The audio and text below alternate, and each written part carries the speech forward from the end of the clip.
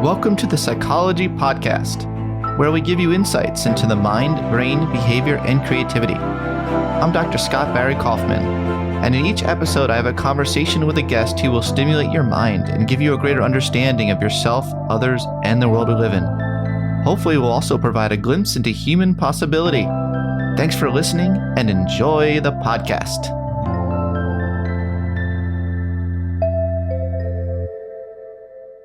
Today, it's great to have Michael Gervais on the podcast. Dr. Gervais is a world-renowned high-performance psychologist and industry visionary. Over the course of 20 years working with world-leading performers, Dr. Gervais has developed a psychological framework that allows people to thrive in pressure-packed environments. His clientele consists of the NFL's Seattle Seahawks, countless Olympic medalists, MVPs from every major sport, world record holders, internationally acclaimed music artists, and corporate leaders.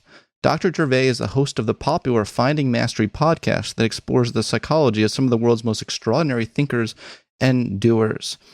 Dr. Gervais and NFL coach Pete Carroll founded Compete to Create, an online and live masterclass for the mind. They have worked with more than 30,000 employees at Microsoft alone on the mental skills and strategies to unleash one's potential. Dr. Gervais and Pete Carroll have co-authored the recently released Audible original called Compete to Create. Also, Gervais is a published peer-reviewed author and recognized speaker on optimal human performance. He's been featured by NBC, ABC, Fox, CNN, ESPN, NFL Network, Wallstreet Journal, New York Times, Outside Magazine, Wired, ESPN Magazine, the Harvard Business Review, and others. Was that enough of a bio there, Mike?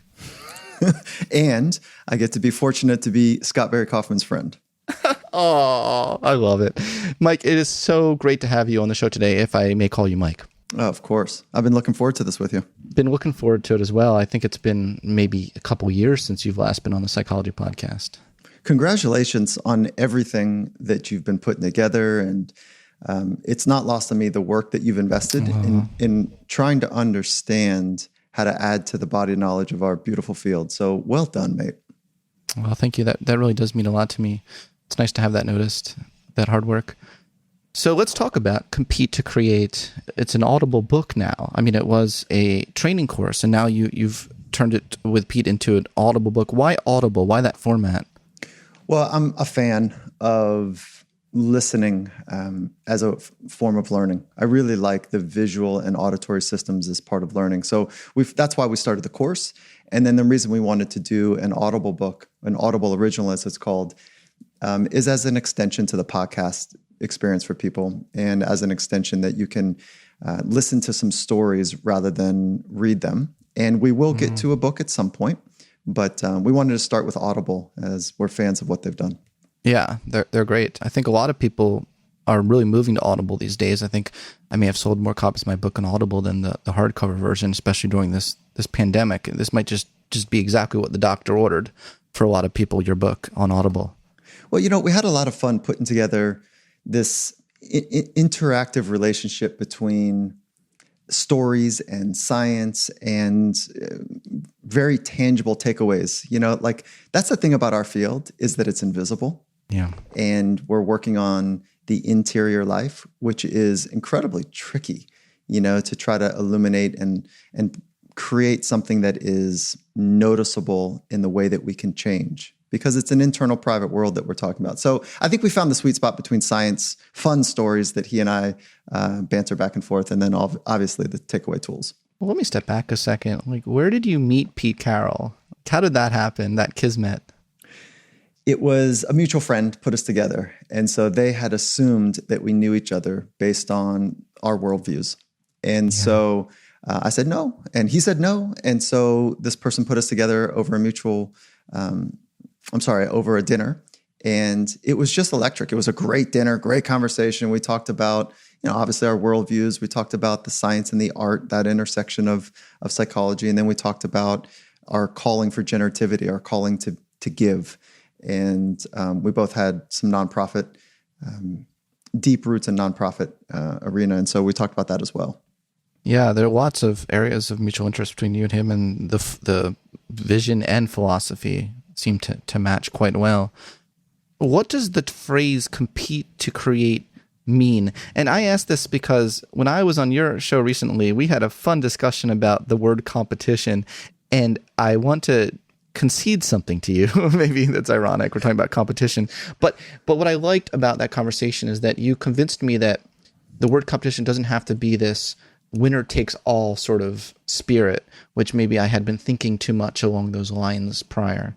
Well, for good reason, because if we were to ask somebody off the street, or even if you were to Google, something on your phone for the word competition, it would certainly come up being better than others, and if you go back to the Latin origins of the word, it is to strive together, to work together. And so when we go back to the origins, it is like, it's beautiful. It's this idea of working together, striving, straining together to figure out potential. And it maps on that, biblical saying about iron sharpens iron. It maps on to this idea that we create a rising tide together. It maps onto the idea of put your life vest on first so that you can be there to help bring the best out of others, even in dire times.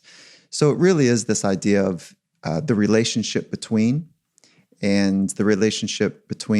two people, but certainly we're double clicking on that and saying the relationship within yourself, and then we're extending it to the relationship with Mother Nature. And so, and not competing in the sense, but building the relationship to help, to grow. And again, it starts with yourself, with others, and then with Mother Nature. But your question was about how do we come up with the title? As you can tell, we are not marketing, dynamos here. And so we sat in a room for hours and we had all these inspired words about like what we wanted our company to be. And we had all really good words. Some were the classic, Latin origin words, and some were of Asian influence, and some were, like American words or English words that we love. And so we're frustrated because we couldn't find the agreement. And so it kind of boiled down to, okay, well, Pete, what's the core word in your philosophy? And he said, yeah, compete. And he said, well, what's yours? And I said, create. And so I'll explain my philosophy in a minute. And so we looked at each other. He said, wait, is it create to compete? No. Compete to create. And then he goes, wait, C to C, like from the C's to, or whatever. And so we just laughed and we said, yeah. Okay, let's just go with it. It's weird. Let's go with it. Compete to create. And so it really means work your ass off, compete your ass off to create a living masterpiece. And so that's the essence behind it. Yeah, I don't think it's a weird title at all. Maybe that's just because I love the word create. That's exciting to me. And I was wondering what your thoughts were on creativity and how you define that word. Okay, well, so now I'm going to step out of the margins of my lane into the square center of your lane here. SBK's lane. Yeah. I don't know why I said that. Okay. Yeah. So for me, is when you create, it's the act of sorting something out that's new to you. And innovation is sharing something that is new to others. And so the creative process, I think, is the artistic creative process is one of the highest expression mechanisms that we have. And it requires a command of inner self. It requires a command of craft. And it requires the ability to be in the present moment. And it requires vulnerability and courage. And artistic expression, I think, is one of the highest forms of being human. And so, it snaps into my philosophy, which is every day is an opportunity to create a living masterpiece. And if I could edit it slightly, it would be co-create.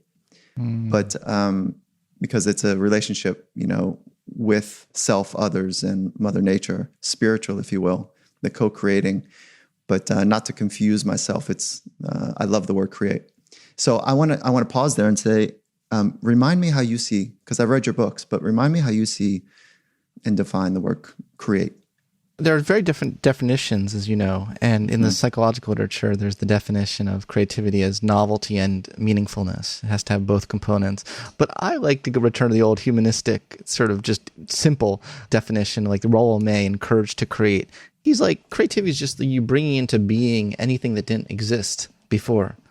I'm like, you know what? I'm cool with that. I kind of like this bringing into being part. Well, I snap into the Rollo May piece as well, which is when it's new to you, right? So when you do something that's new to you, that's part of the creative expression. And then when you share it with others, that's innovation. And that helps me sort out the difference between the two. And but the creative expression is awesome. It's the spontaneity of it, but also the planning that goes ahead of it and the structure to break structure. I mean, I love that idea, from form to break form, from form to formless. I love that idea. Yeah, I do too. Is this related at all to the Bruce Lee water? Of course it is. Yeah. Right? Yeah, of course it is. But it's also like part of my training and yours is about structure and form. And that's the gift that science can give us, you know? And then at some point we need to understand, well, where do we break structure and form? And if we, triple click on the idea of form, that inside of sports psychology, we often talk about pre-performance routines. And so having routines to help us get to a place that we can be free. And I'm not a huge fan of pre-performance routines. And I know the field and the industry is, doesn't like me to say that so much because it's one of the core mental skills. But I want to just put a note out there that it's a substandard state. So doing pre-performance routines is substandard to the actual state of being here, being fully present, and having this foundational approach to life, which is, I've got what it takes. And I know how to adjust. And I have some serious skills. And I love challenges. So when I do this appraisal, that's a nerd word that you and I like. When I do this appraisal of my internal and external, my internal skills and my external resources or challenge, that I have what it takes. I can figure it out. And so anyways, it's a long way of me saying that I love the idea of form to break form. It's wonderful. Patricia Stokes, there's a great book she wrote that not many people have read, but it's good. It's Creativity from Constraints, about how she goes through some of the best jazz musicians, artists. They put explicit constraints on their process and so they could be more creative. It's actually counterintuitive that we think that the more options we have, the more creative we'll be, when that's not the case at all. It just leads to being overwhelmed. I had a conversation with the former director of DARPA, and which is a very significant and important innovative arm of the military. And she explained to me that the way that they would create and innovate is by creating constraints that were nearly unrealistic. And so that she'd say, I'd cobble together, 7, 8, 12 of the brightest minds that I think could solve this thing. And then I'd put a ridiculous timeline on it and say, right, you got 2 weeks to solve world hunger, whatever it might be. And they really, were about technology. And so, and she says, it's amazing. You take the distractions away, you put a really thoughtful team together, and then create really clear boundaries and bumpers and constraints. And it's amazing what people can create. And so I learned that from DARPA, like the importance of constraints. I love that. And what is your thought? What are your thoughts on the role of the unconscious in competition and creativity? Okay, so can we talk about non-conscious before we talk about unconscious? Totally. Can we do that? Yeah. Totally. So let me be mechanical for a moment before we enter the spiritual world of this, spiritual / psychological. Okay, so mechanically, if the non-conscious, well, let's go upstream. If the brain has two main functions, it's a survival dictum, and part one is working in space in the environment for survival. So manipulating, moving, working with your environment for survival. And then the second is like a meaning-making, inference, designing machine, right? To make sense. That what we understand, or what I understand about the non-conscious, is more aligned to habits.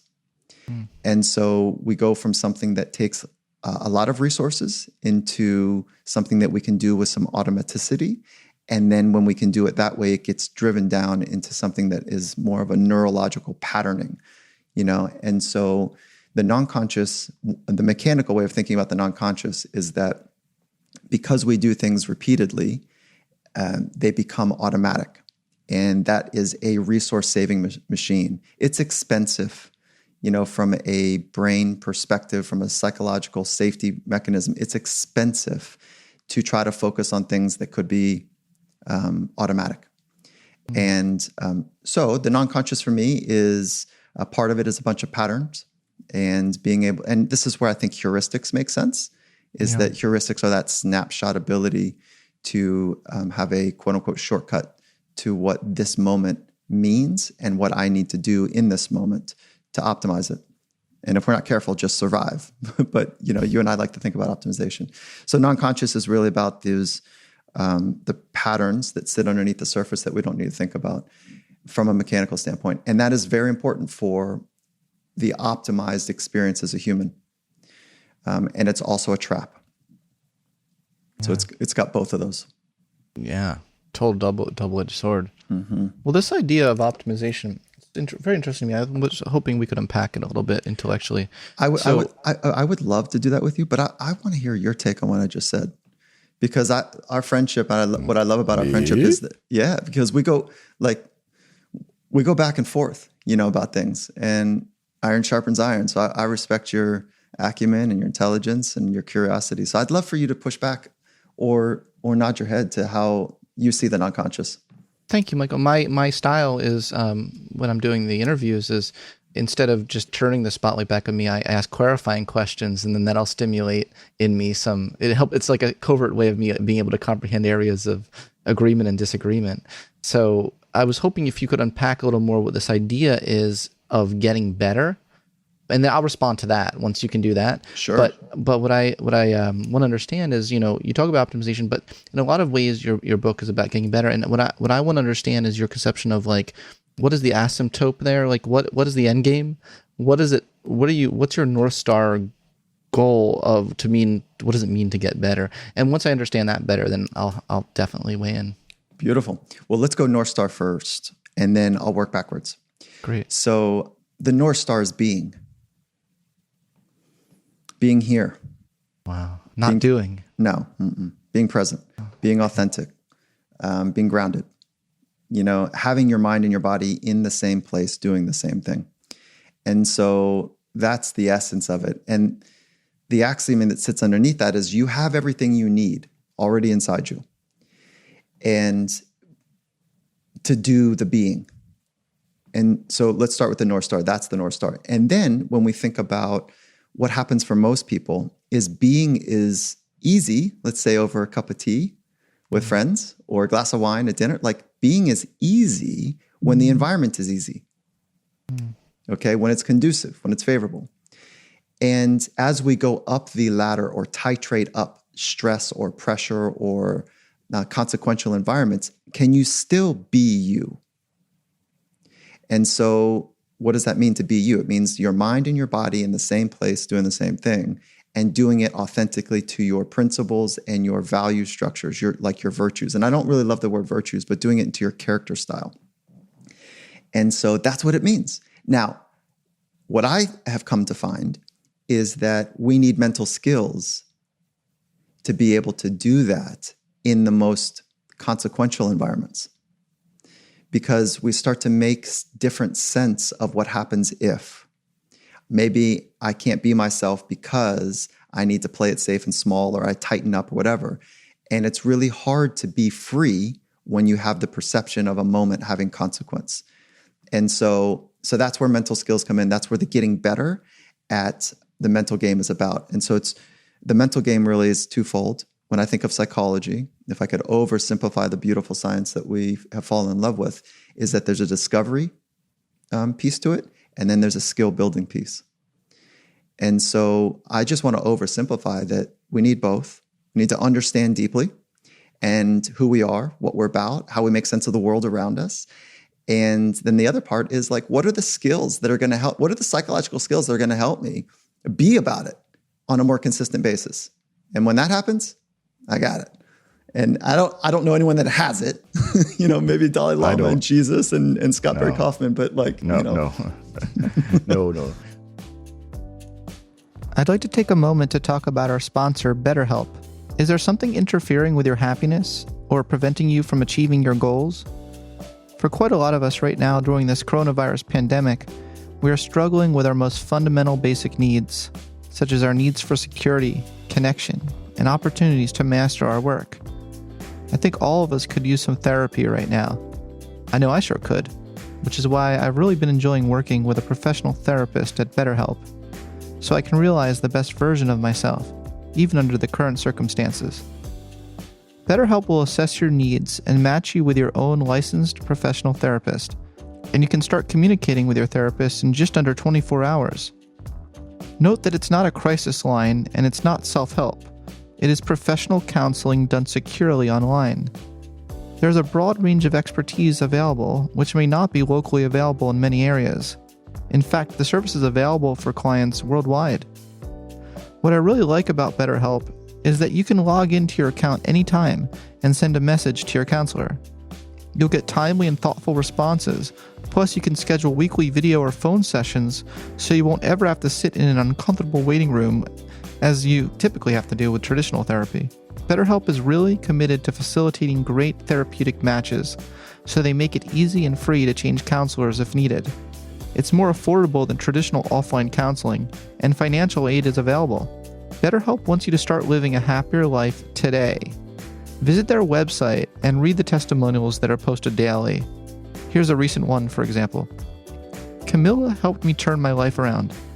Everything has been so positive for me since our first session. Deep gratitude.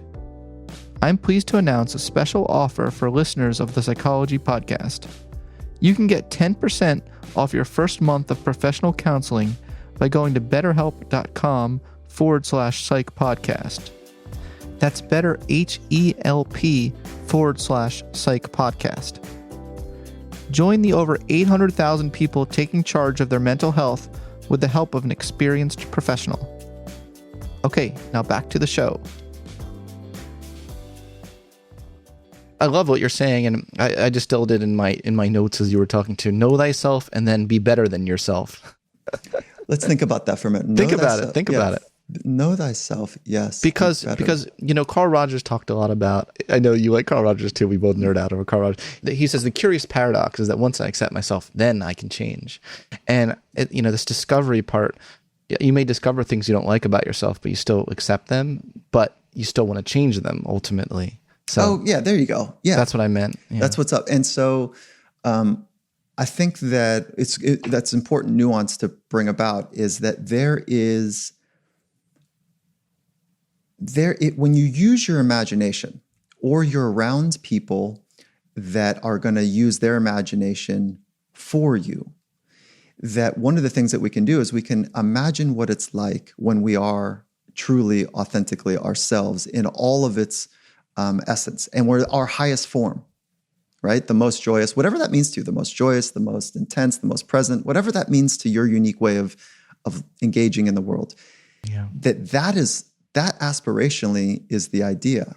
And so when you use your imagination, and sometimes that means you toggle back to times in your past where you have been absolutely brilliantly present, and you wonder, like, can I do that more often? What would it be like if I was that version of myself more often?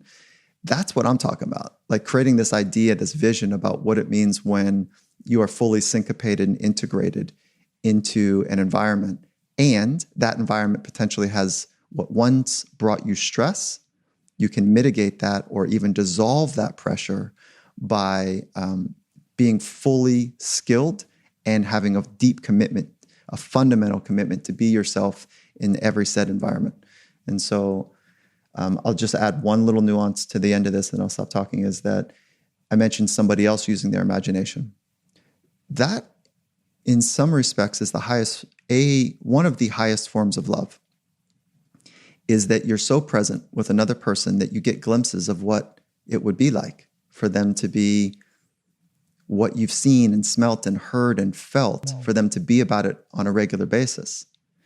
And then you're so present with them that you see it, you feel it, and then you have that vulnerable meets courageous meets bold relationship to say to that person, hey, you know what? Can I share something with you? They say, yeah, what's up?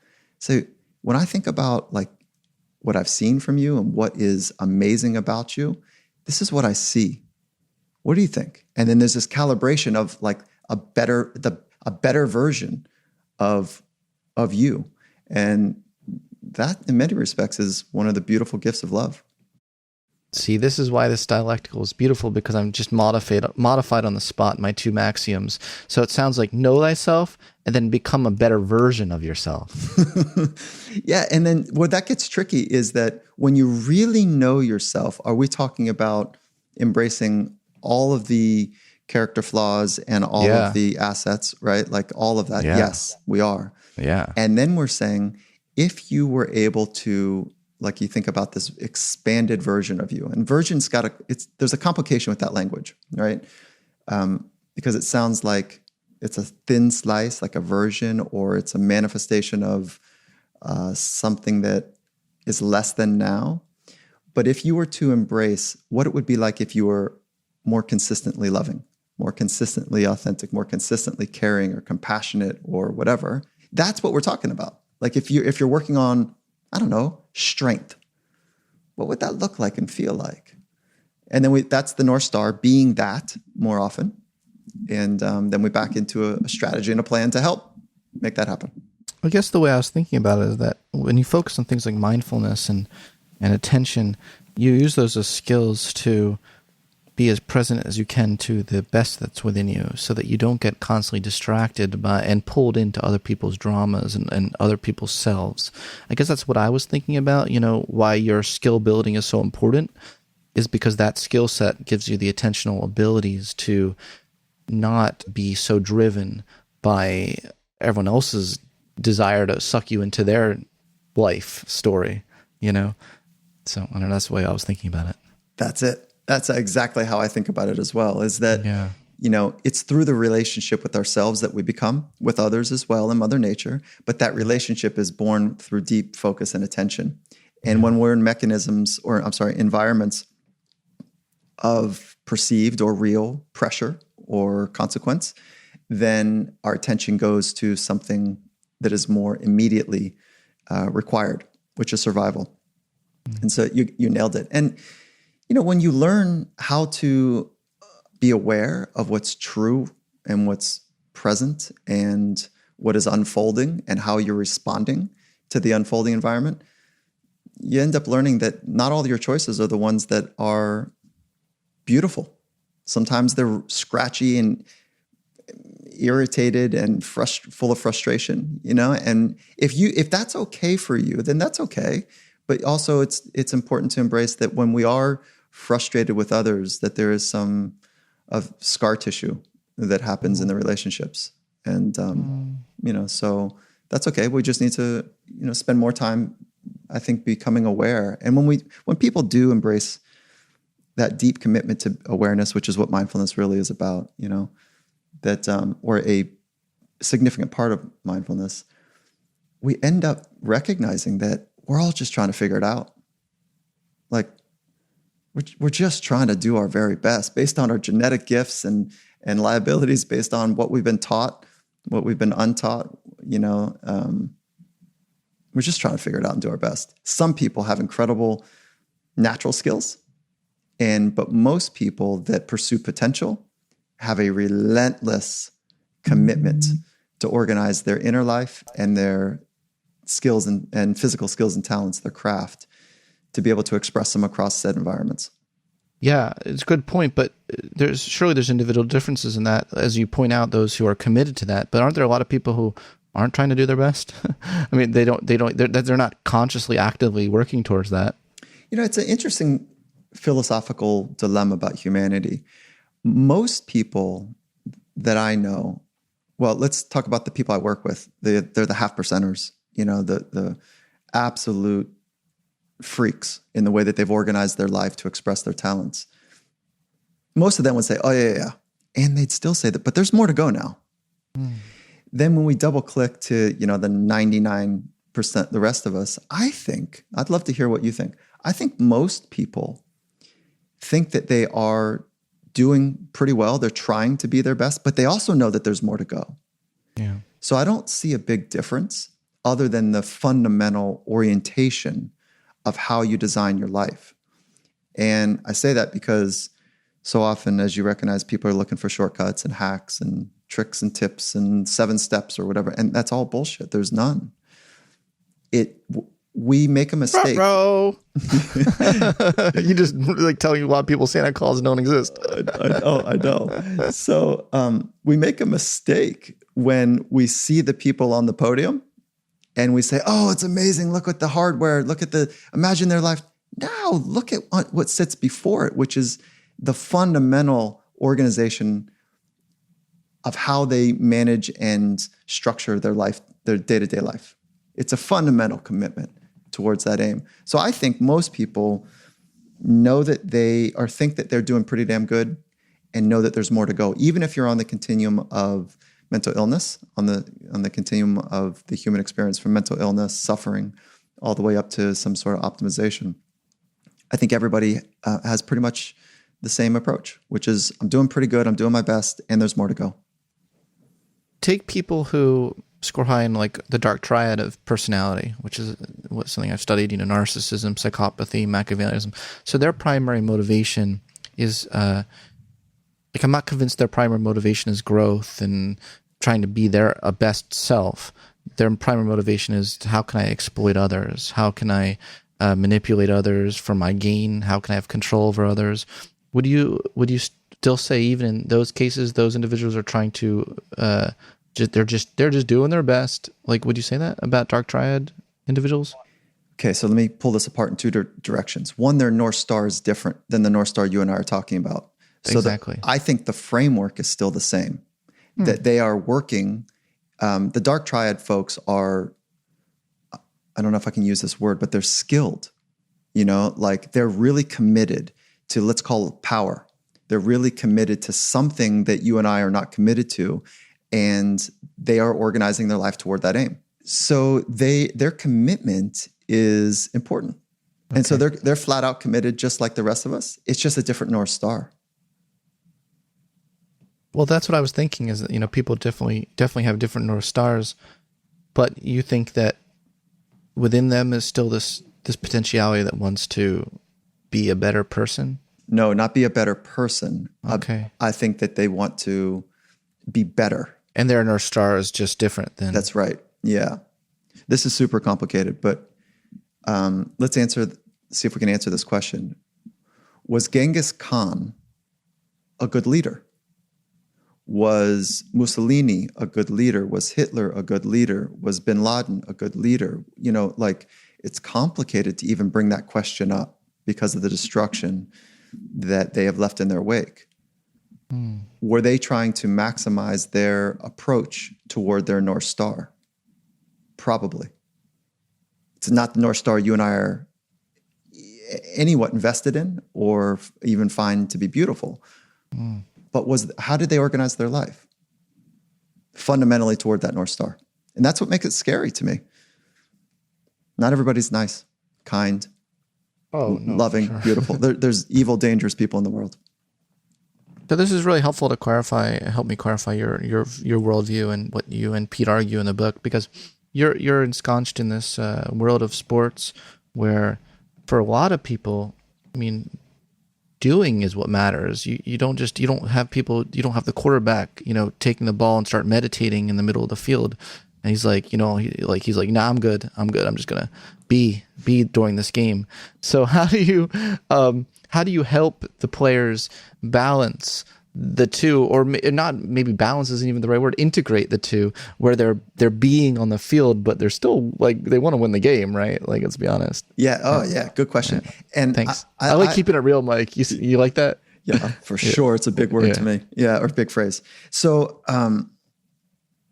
so let's think about like how this works, because I really appreciate that you pulled back the word balance. Integration is a better word. And then so the preparation, it requires, whether you're a Zen Buddhist, whether you are a quarterback, whether you're an entrepreneur or a parent, it requires some sort of inner development of your inner skills as well as external skills to be able to integrate those two or merge them in a moving environment, right? And so the moving environment is like this moment to the next moment to the next moment. And then based on your perception, you compress the intensity of that moment and your perception is like, is this a big moment? Which you and I will humbly, I think, chuckle that there's no such thing as a big moment, that there's again this moment. Didn't Drake have a song arguing there is such a thing as a big moment? I don't know. I mean, like, I feel you. I think that it's when you listen to ESPN and Fox and whatever, like the defining game, the biggest moment of their life, like it's a common narrative. But when you strip it down, it really is this moment is all we get. So how do we do this? There's a training and preparation, and that's a big part of integrating the being and the doing, but it is really about doing. And then when you're out in the field doing your thing, it really is about doing in that moment. So how do they relate? Is that instead of putting doing first, so I'm a human doer, that old kind of narrative is a little bit trite, but the idea to reorganize and decouple the idea that I am what I do, decouple the idea that I only matter based on what I do. And what we're seeing is the best in the world are doing this very aggressive move that they're saying, no, hold on. I need to be first. I need to make the commitment to be in the present moment, because that's the keyhole for high performance. It's also the keyhole for wisdom and love and beauty and true and good. So I need to be committed to the being first and then let the doing flow from there. So what does that mean? Be present, be grounded, be authentic, be creative, be skilled, be first, and then let the doing be loving. Be loving, and then let the doing flow from there. And so that's a revolution. That is sure.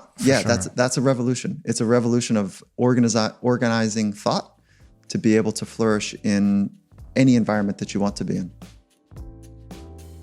I'm excited to announce that the Psychology Podcast is expanding. I've decided to work full-time to make this podcast the best possible experience for you all. So now, in addition to our regular schedule of publicly available episodes, we will also be adding additional episodes exclusive for Patreon subscribers. I think you're really going to love our new exclusive content. And if we reach our monthly goal, we will donate 10% of all proceeds to an organization dedicated to helping people with their mental health. You can check out the Psychology Podcast Patreon page by going to patreon.com/psychpodcast. That's patreon.com/psychpodcast. Okay, now back to the show. This is why I consider you sine qua non in your lane. Like, there's no one like Michael Gervais, and I'm going to explain why, and I really do mean this. You have been a meditator for 20 years, right? Mm-hmm. You've really practiced the art of being personally, and you're simultaneously very much in the high performance space.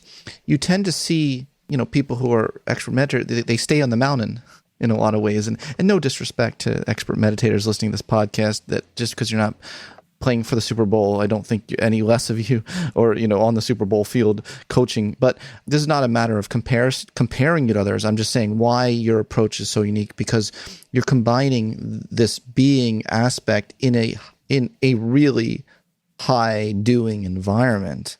I wonder, on a personal level, Mike, do you ever face a tension? Do you ever feel like there's the being and the doing part, are kind of, it's hard for you to integrate the two among the players that you coach? Oh yeah, it's hard for me sometimes too.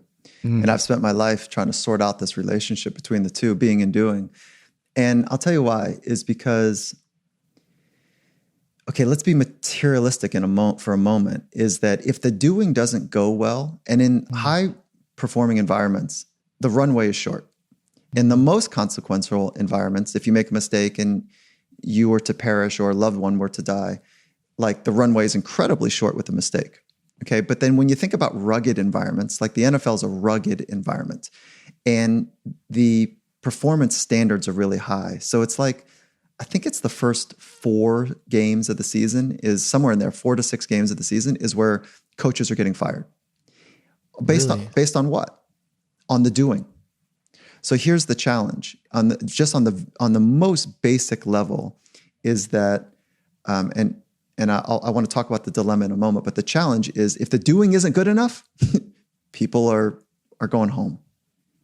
And so what does that mean? There's an existential threat potentially to safety and security and all those things that are so important, to your work with Maslow. And so that's a struggle. And then the other part is like, it's also like you want to see people do their very best. But how? How do people do their very best? It is by committing to being. And so you actually can't just hear me say that and say, yeah, that sounds intellectually smart. You have to really understand and embrace what it means to be fully present, whether they're rubber bullets or live bullets. What it means to be in a moment that is consequential and drop your hips and have that thing behind your eyes that is a force to be reckoned with, whether it is a spiritual leader or somebody fighting for their family or somebody that is competing with teammates, skill against skill. And dropping your weight, your hips, and having that thing behind your eyes, you recognize it when you're in it.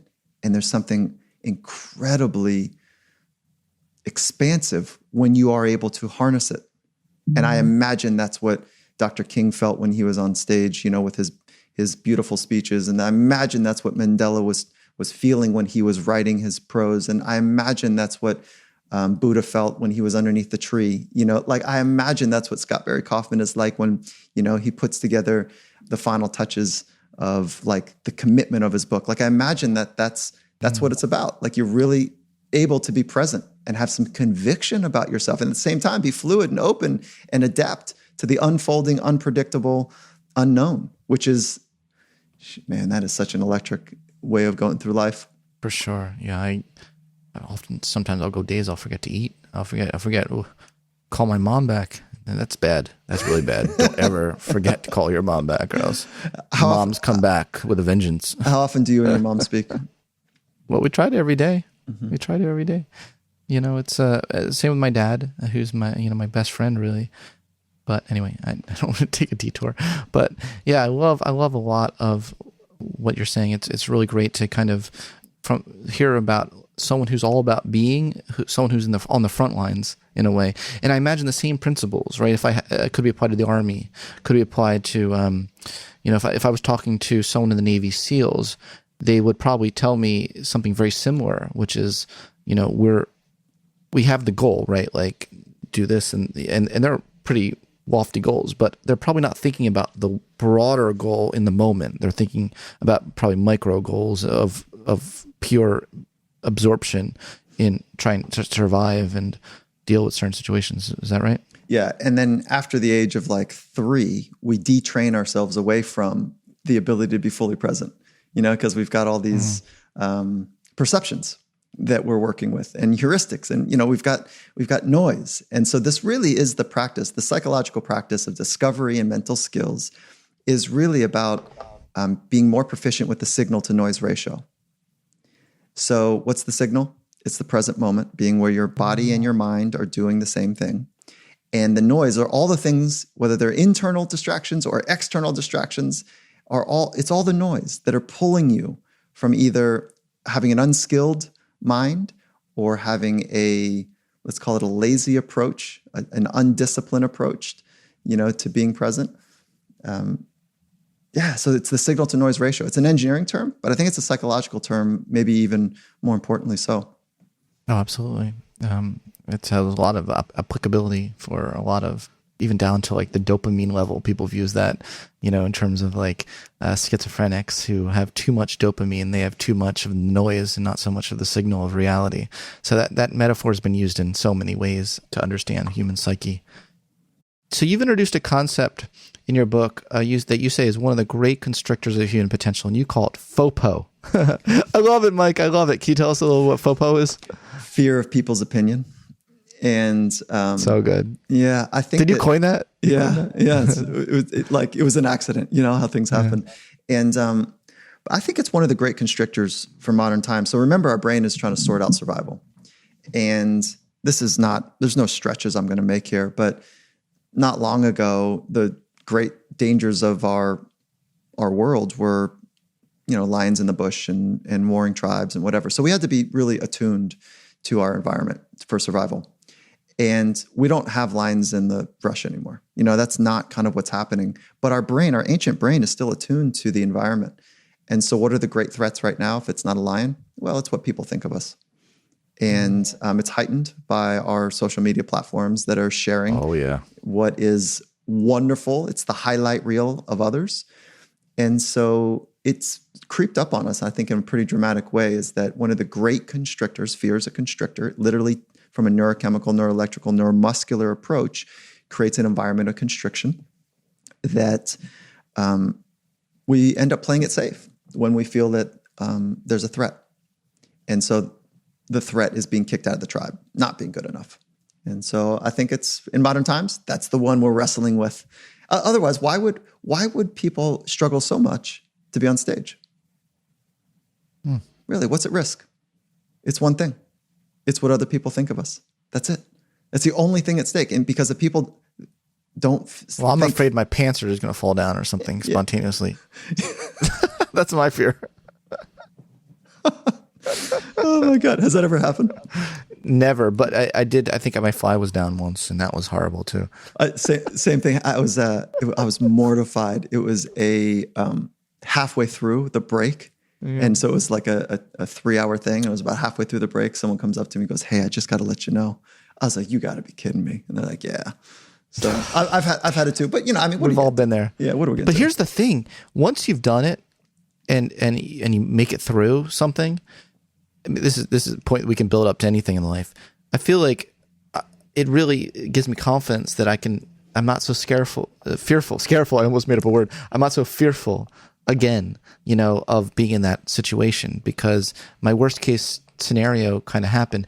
Abraham Maslow talked a lot about this in terms of death. He said, if everyone could just die and then come back, be resurrected, our second life would be amazing.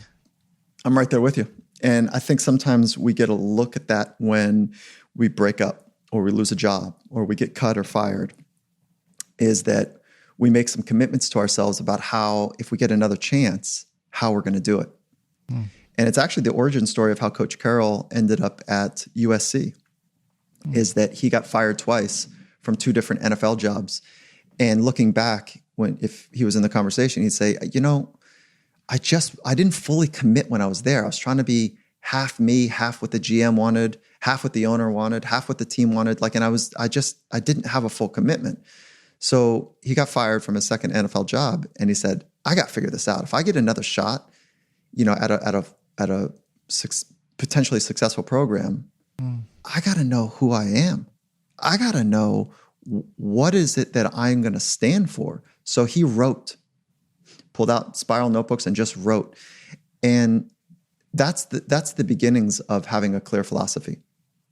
And so when he got a chance at USC, he's like, "I know exactly how I'm going to do it." And during the interview, he's like, "This is how I'm going to approach it." And the hiring committee was like, "Damn, that sounds pretty damn good." And he says, "Yeah, but I got to really go for it completely." That's the authentic approach. Yeah. And so part of what we do, whether it's in our book or our course, is that we walk people through a process to get more clear. Is that right way to say it? You get greater clarity about your philosophy. And so I think what's powerful about having a philosophy, Scott, is that once you know who you are, nobody can ever take it away from you. No external experience, no win, no loss, no sneer from others, no eye rolling, no chuckle. Nothing that happens outside of you can ever take away your understanding of who you are. And that's a very powerful piece of work. That is profound. Especially, I don't know if have you heard of cancel culture? I have. When you're canceled, you're saying you can still, even that can't take it away from you. Once you know who you are, nobody can ever take it away from you. It's a really, really profound point. Yeah, it is. I'm going to be thinking about that a lot, actually. We can give it away, right? If we don't have kind of the internal skills. And that's why knowing how to generate, I know you know this, Scott, but knowing how to generate calmness is a mental skill. Knowing how to generate confidence is a mental skill, and it is not dependent on past success. How about that for a thought? Yeah. It only comes from one place, which is what you say to yourself. But what you say to yourself has to be rooted in credibility. It has to be grounded in something that's authentic and real and hard and difficult so that you can earn the right to say to yourself, I can do difficult things. That's the essence of confidence, is like, I think I can go do that. And that's a trainable skill. Why would we leave that up to chance? I didn't learn it in 3rd grade, 6th grade, 9th grade. I didn't learn it in college. I didn't learn it from sport. Matter of fact, I got taught something, the antithesis in sport, which was be confident. Hey, Mike, come on now. Just be confident. And I say to myself as a kid, the fuck are we talking about? Yeah. What do you mean be confident? Well, just believe in yourself. Well, wait a minute. I'm terrified that I'm going to screw this thing up and I'm going to let people down. And Mike, come on, just relax. What are we talking? How? I hate all those things you just said when people say that to me. Oh, it's unskilled. I'm freaking out. Just relax. Just relax. You're freaking me out even more. Yeah. It's an unskilled coach. It's an unskilled, applied psychologist. Hey, Mike, do you mind if I bring in my friend here a second, who's a terrific sports psychologist, Krista Stryker? She just wanted to ask you 1 or 2 questions. Would you mind? Come on, the unfolding and the unpredictable unknown. Yeah, let's go. Awesome. She wrote the book, The 12-Minute Athlete, and she has that same app. Michael, it's so nice to talk to you. First of all, I'm just going to clarify, I'm not a sports psychologist yet, but I'm aspiring, and your words just give me so much hope. I just listening to that interview and like tearing up. I feel like you make everyone want to be better, and it just gives me so much hope for humanity. So thank you. Oh my goodness. Awesome. Sorry, I'm like very emotional right now. Yeah. So you know what we call this? We call it clearing the tube. Yeah. So before or after moments that are important, that we call it clearing the tube. And if you can clear the tube more often in life, we can end up holding on to less. And it's incredible. And so thank you for the kind words. I appreciate that. Let's take a brief pause as I talk about one of our sponsors, Care Of. Care Of is a wellness brand that makes it easy to maintain your health goals with a customized vitamin plan that helps you feel your best today and supports you long term. Let's face it, the vitamin aisle can be really confusing. It's hard to know what you need and where to start. Their service is really hassle-free, as they deliver vitamins and supplements directly to you. Care Of can make taking your vitamins and supporting your health goals attainable. Their easy online quiz helps you find the vitamins and powders that will support your specific health goals, like improving your fitness routine or managing stress. Care Of is focused on the quality, science, and research that goes into each of their products and recommendations. And they make health easy thanks to their online quiz. You can go on their website and take a short online quiz and answer some questions about your diet, health goals, and lifestyle. And Care Of will recommend a list of vitamins and supplements specifically for your health needs and goals. I took the fun quiz and answered questions such as, how much sleep do you get? How often do you work out? And do you follow any specialty diets? They recommended that I take fish oil, magnesium, ashwagandha, and some other supplements to help regulate my stress levels throughout the day and keep my heart healthy. I can say that after using their convenient packets for just a few days, I'm feeling much better during my day and I feel much more energy. For 50% off your first Care Of order, go to takecareof.com and enter code psychology50. Again, for 50% off your first Care Of order, go to takecareof.com and enter code psychology50. This is a really good deal and you don't want to miss out on it. Okay, now back to the show.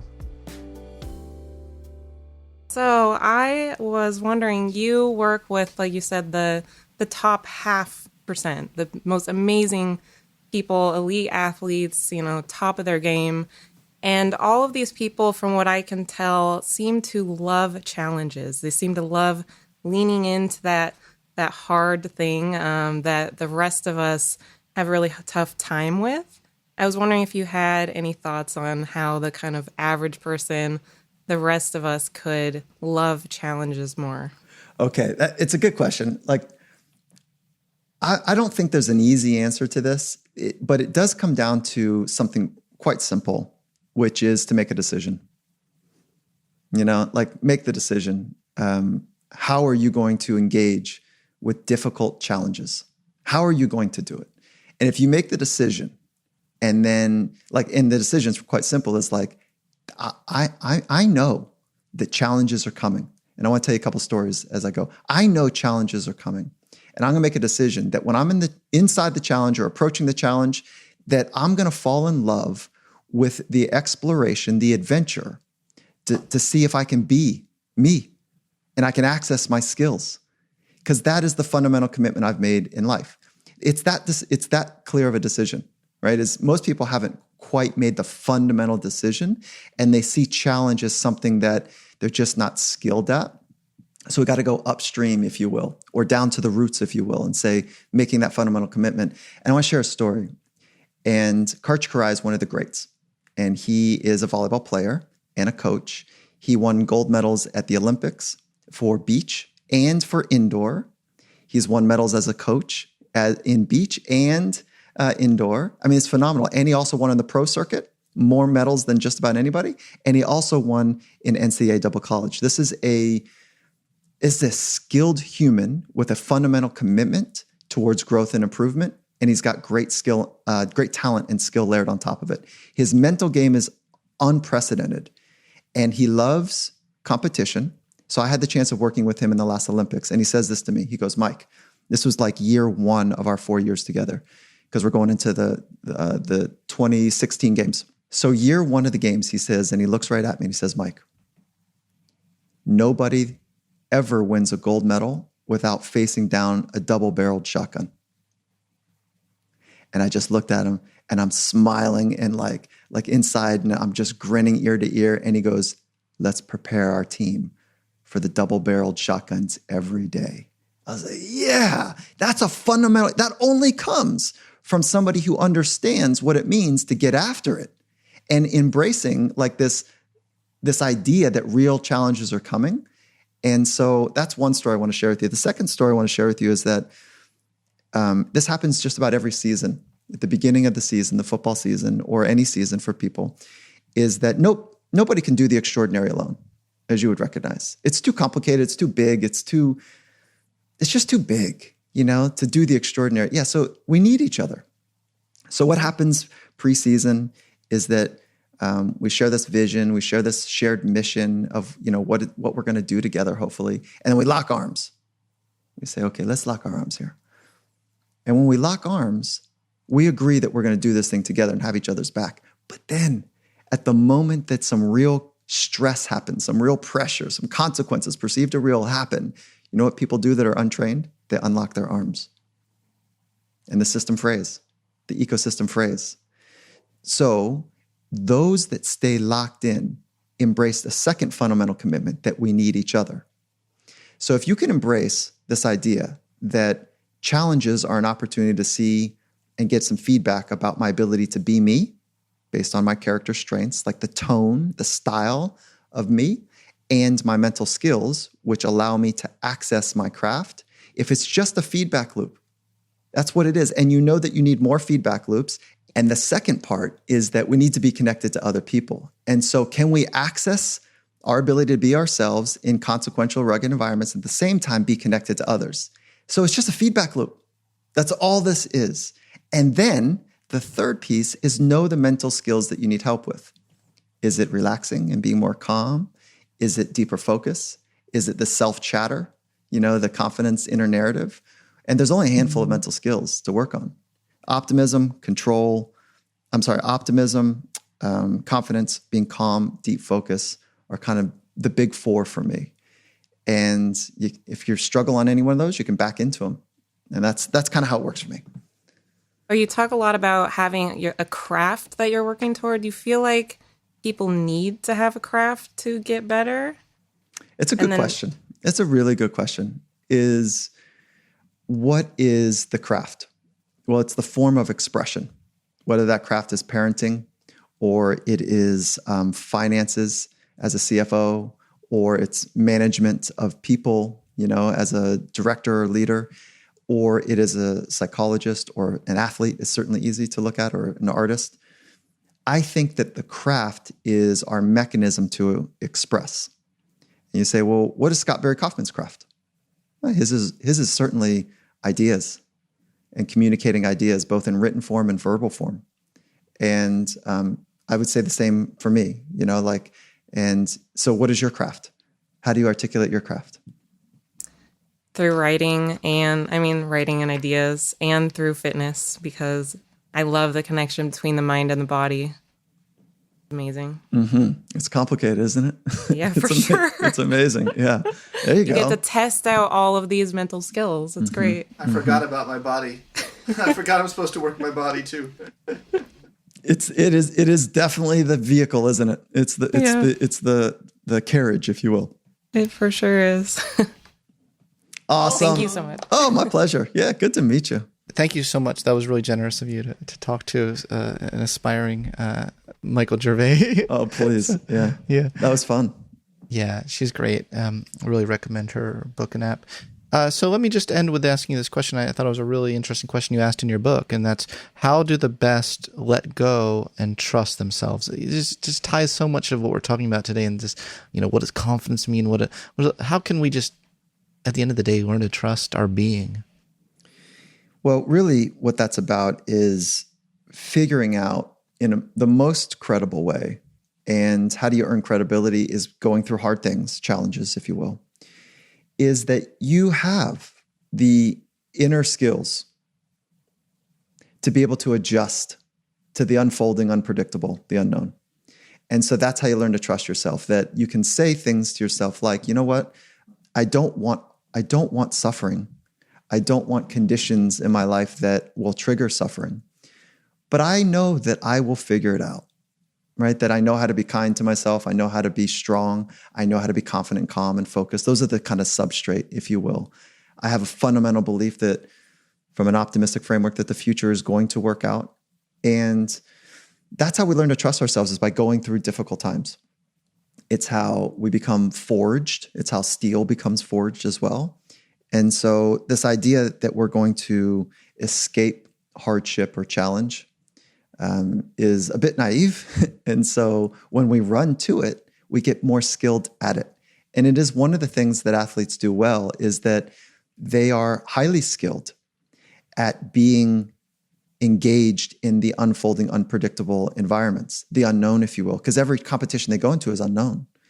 And so they're actually quite skilled at knowing how to trust themselves, and better skilled maybe at trusting themselves than others.